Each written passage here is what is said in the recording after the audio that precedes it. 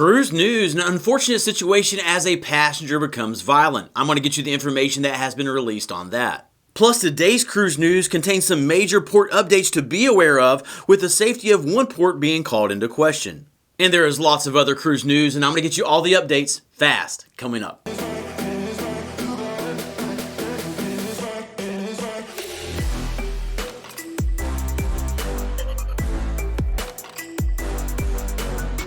Welcome to the Travel Scouts. My name is Jason and we are your cruise information channel. We get you the cruise news and information you're looking for quickly without wasting your time. So if you love cruising, consider subscribing. Let's go ahead and kick things off with number one. The popular cruise port of 𝗥𝗃 is facing a major internet outage. 𝗥𝗃 is one of the most popular cruise ports for individuals who take a cruise to Alaska. And the current internet outage is impacting residents, businesses, and of course cruise visitors. The source of the outage is a break in an underwater fiber optic cable. The break is about 30 miles off the coast of 𝗥𝗃.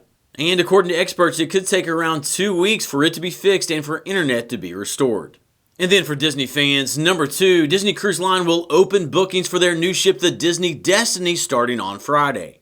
Disney is opening up the ship for booking with a tiered approach based upon loyalty status. The specific dates are on the screen right now, with booking open to the general public on September 12th. The inaugural sailing for the Disney Destiny will be on November 20th of next year, and the ship will be based in Fort Lauderdale, Florida.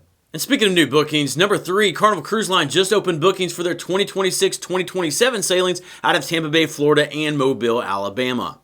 Tampa Bay will host the Carnival Paradise and the Carnival Legend cruise ships. Meanwhile, Mobile will once again be the home base for the Carnival Spirit. Right now, the best prices are often when bookings first open up, so if you're interested in any of these cruises, it may be worth checking out.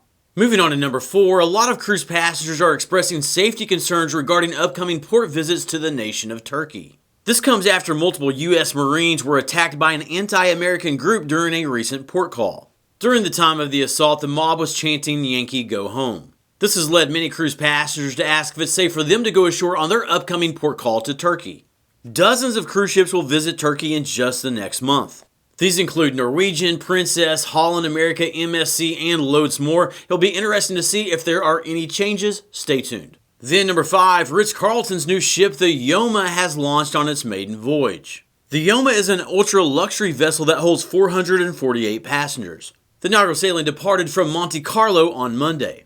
It is a 7-day sailing and it costs $11,000 per person. Okay, I have 5 cruise news pieces remaining, including the top headlines of the day, but now it is time for our fast mid-show check-in. In the last video, I asked if you thought Bluetooth speakers should be banned on cruise ships. I received input from around 5,000 of you, and here are the results. 71% of you said yes, you thought Bluetooth speakers should be prohibited, and 29% said no. Thanks for your input, and there was a lot of great discussion down in the comments. Here is today's question. Thinking about the ability to book the inaugural sailing on the Disney Destiny cruise ship or the recent inaugural sailing on Ritz Carlton's 𝗂𝗵𝗃, the question is simply this. Have you ever been on an inaugural sailing for a cruise ship? Chime in down below with A for yes or B for no. Also, if you have not, would love to know if that would be something you would be interested in doing. There's a lot of mixed feelings on that. Or if you have done one, would you do it again? Would love to have your input, but now on with the cruise news. Number 6, the cruise port in Volos, Greece has been covered in dead fish. Volos is located in east central Greece. In recent days, dead freshwater fish have covered the cruise port. Experts believe that floods last year pushed them out into the Gulf where the salt water killed them. More than 40 tons of dead fish has been removed and there's a lot more work to be done. The smell has made visits to the port city unpleasant. It is unknown when the cleanup efforts will be completed.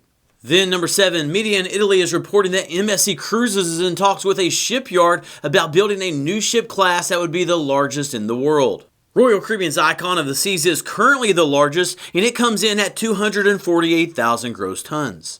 But it is reported that MSC's new ship class would come in at 270,000 gross tons, 8% larger than the Icon. The question is, at what point do these ships become too big? In the year 2000, the largest cruise ship in the world was the Voyager of the Seas. It weighs around 137,000 gross tons. That is almost half the size of the new ship that's being proposed. Moving on to number 8, I have a quick hurricane season update. Thankfully, the Eastern Pacific remains clear, however, the Atlantic is full of activity. The Atlantic has 4 weather systems currently being tracked. They are identified by the yellow X's on this map. And on the screen right now is the projected path of these storms over the next week. So it's something just to monitor if you have an upcoming cruise. Thankfully, the likelihood of a cyclone forming in the next week still remains relatively small. Next, number 9, New Zealand has taken a step that many say will have a negative impact on tourism and cruise operations in the country. New Zealand has announced that they will more than double their international tourist tax. The tax will go from 35 New Zealand dollars to 100 New Zealand dollars. For US dollars, that's going from about $21 to $62. The change will take place on October 1st. The Cruise Line International Association director for the region said, quote, "Cruise lines have been forced to reduce their deployment in New Zealand, which is now one of the most expensive destinations in the world for cruise operations. The cruise industry is already planning to reduce its presence in New Zealand by 22% for the upcoming summer season." Then number 10, a passenger turned violent and left one crew member injured. Here is the information that has been released.